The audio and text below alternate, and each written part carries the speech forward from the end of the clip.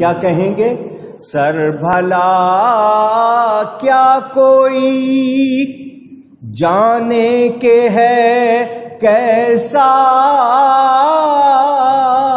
تیرا، اولیاء ملتے ہیں آنکھیں وہ ہے تلوا تیرا۔ جسم کا سب سے اونچا مقام سر ہوتا ہے اور سب سے نیچا والا مقام پاؤں کے تلوے ہوتے ہیں، تو پھر سر بھلا، یہ کلمہ تعجب، یہ بھی حیرانی کا کلمہ، کیا خوب کہ کوئی جان ہی نہیں سکتا، یعنی یہ کتنی شان والے ہیں، ان کے سر کی شان کہاں بیان ہو؟ بڑے بڑے اولیاء تو ان کے تلوے سے آنکھیں ملتے ہیں، تو جس کے تلووں سے اولیاء آنکھیں ملیں، بتائیں وہ کتنی شان والا ہے۔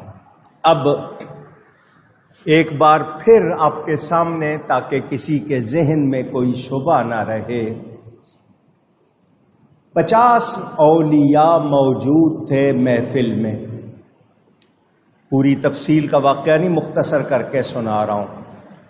غوث پاک اپنے منبر پر رونق افروز تھے اور آپ نے یہ اعلان فرمایا، میرا یہ قدم تمام اولیاء کی گردن پر ہے، تو جتنے موجود تھے سب نے گردنوں کو جھکا دیا۔ سیدنا خواجہ غریب نواز رضی اللہ تعالی عنہ کے بارے میں مشہور ہے کہ وہ اس وقت اجمیر میں ایک پہاڑ پر چلا کر رہے تھے، انہوں نے وہاں اپنی گردن کو جھکا دیا۔ وہاں تک آواز گئی یا نہیں گئی؟ تو اللہ والوں کے لیے اللہ کیا فرماتا ہے؟ ان کی زبان میں بن جاتا ہوں، تو ان کی زبان سے نکلے تو پھر فاصلے کوئی حیثیت رکھتے نہیں۔ اب سوال لوگوں کے ذہن میں آیا کہ کل ولی اللہ، تو ولی تو سب ہیں، اللہ ولی الذین آمنوا، اللہ ولی ہے تمام ایمان والوں کا، تو ولی تو تمام ایمان والے جتنے ہیں ان میں صحابہ بھی ہیں، ان میں تابعین بھی ہیں، تو غوث پاک تو 470 ہجری میں ہوئے، تو پہلوں کا کیا حال؟ تو جب میں نے پہلی مرتبہ یہ چیز پڑھی تھی، مجھے بھی یہ سوچ آئی تھی، تو میں نے غوث پاک کی روح سے مدد مانگی تھی سمجھنے کے لیے، تو میرے ذہن میں ایک حدیث گونج گئی، جواب مل گیا۔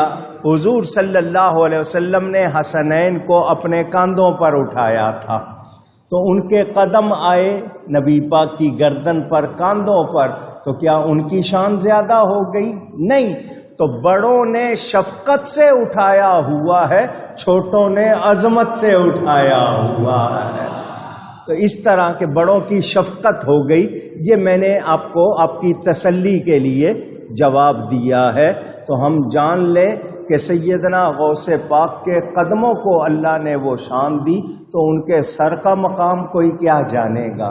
اس حوالے سے معراج کی حکایت بھی بیان کی جاتی ہے کہ جب نبی پاک سدرہ پر پہنچے تو جبریل نے کہا جی میں آگے نہیں جا سکتا، تو اس سے آگے حضرت غوث پاک کی روح کو حضور صلی اللہ علیہ وسلم سے فائدہ حاصل کرنے کے لیے بھیجا گیا، اور بتایا جاتا ہے کہ غوث پاک کے کندھوں پر نبی پاک سوار ہوئے، اور یہاں تک ہے کہ جب وہ پیدا ہوئے تو ان کی گردن پر نبی کے قدموں کے نشان بھی تھے۔ واللہ تعالی عالم۔